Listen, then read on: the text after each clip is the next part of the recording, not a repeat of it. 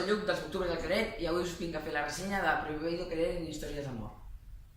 Aquest llibre l'ha escrit Javier Ruescas, que és un booktuber que si no el coneixeu podeu anar al seu canal, que es diu Javier Ruescas, que original, i podeu mirar algun vídeo seu i doncs, trobareu alguns vídeos d'aquest llibre.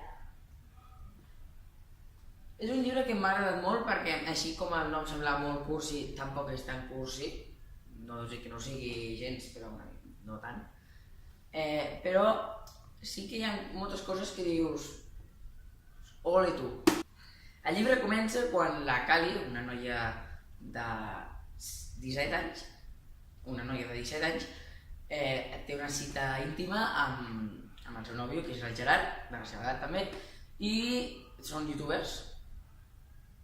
La família de la Cali és youtuber, el Gerard és youtuber i els amics de la Cali són youtubers i la Cali forma part de la família youtuber, que és la seva família, tots són youtubers.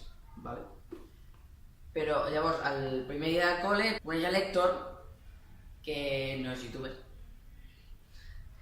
I doncs comencen a tenir una relació. Al principi de tot comença amb una relació una mica tensa que després es va destrensant, convertint-se en una amistat, que després desemboca en altres coses.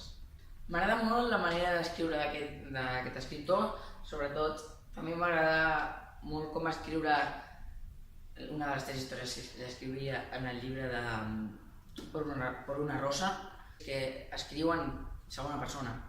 Fins aquí el vídeo d'avui, espero que us hagi agradat i que us llegiu aquest llibre i conegueu el Javier Ruescas i ens veiem en propers vídeos. Adeu!